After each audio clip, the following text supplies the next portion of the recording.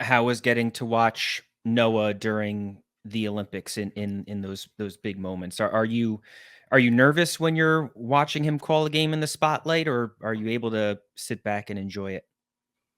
I'm much more nervous watching him than I am doing it myself. So I think anyone that's a parent can attest to this. You would trade places at any point of any moment if it would make your kid's life easier. That's just a perspective.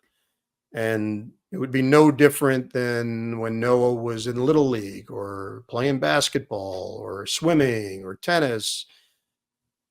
You feel the angst of him having to go out and perform, and there's nothing you can do about it. You can't help him.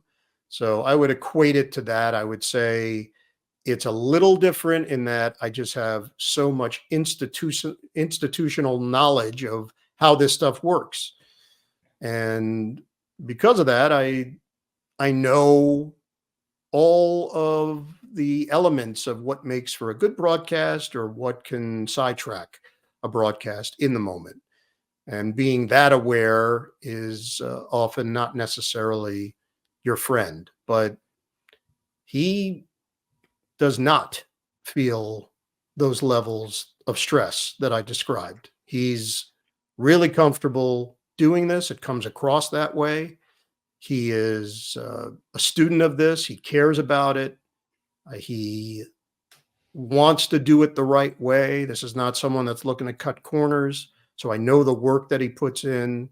I know the preparation. And then I also know the kind of person he is and how he treats others and how he finds common ground with his analysts and producers and on and on and on. And that gives you confidence as a parent when you see your kid in those situations, knowing that they are ready for it. And that comfort level is probably one of the hardest things for some aspiring sportscasters to develop. And I think so. It's interesting that you mentioned watching your parents at a young age and the repetition and seeing them on stage. Obviously, Noah was able to watch you up close Yeah. throughout your career and as he was growing up.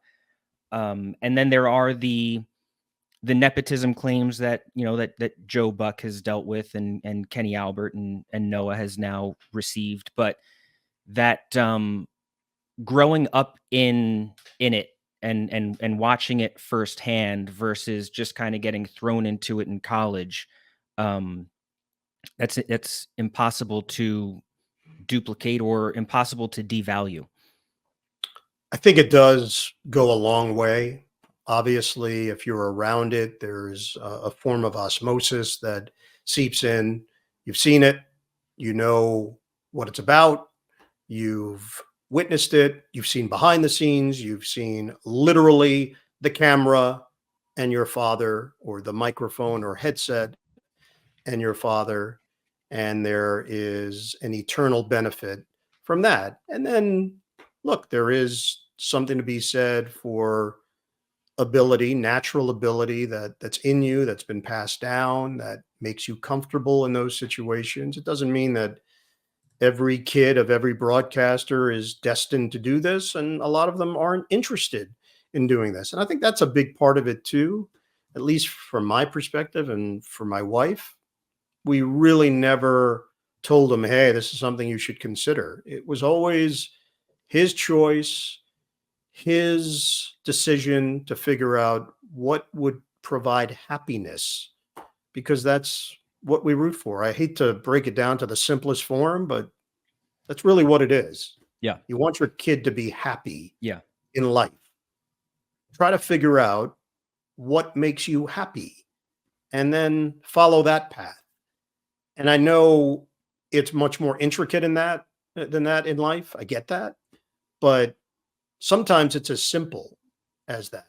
Yeah. And for Joe and for Kenny and for others, Noah included, they all determined that that would make me happy. I'm gonna try that and see where it takes me.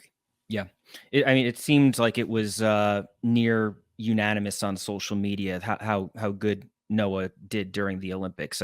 Everybody seemed to love it. And while I understand social media is just a small percentage of the Yep. audience, but that's usually the loudest, filled with the loudest critics. So to like see the amount of people that were saying how good Noah and Dwayne Wade were doing, Yep. I think that certainly says something for the job that they did. Yeah, and the one thing I would add, Brandon, look, all of that is a part of it, and there's no avoiding it. Certainly in this day and age, when I broke in at WFAN radio, this is the early 90s, and the only feedback you were getting was from the callers, and then an occasional letter that you would get in the mail. Or then Mike and the Mad Dog came up with Fax Fridays, where people would fax in questions and they would literally read them on the air. That was it. That was it. Or media critics at the time, Phil Mushnick, who was still writing for the New York Post, Bob Raceman, Yeah. writes for the Daily News. There were a few other writers in the New York area, Stan Isaacs in Newsday at the time, and eventually Richard Sandomir with the New York Times, Rudy Martzke at USA Today. That was your feedback.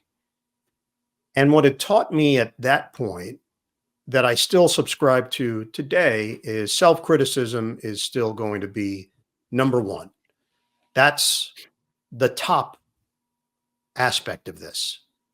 You've got to develop a real understanding of when you've done something well or if you haven't met the mark, if it's subpar, and correct it. And that comes from watching your stuff and policing yourself in many ways of not making the same mistakes over and over. And even amidst social media, which, yes, it's huge. When that developed, it became a whole other avenue in which to get an opinion. Uh, your toughest critic is you. Always. It always has to be you. And that's a non negotiable.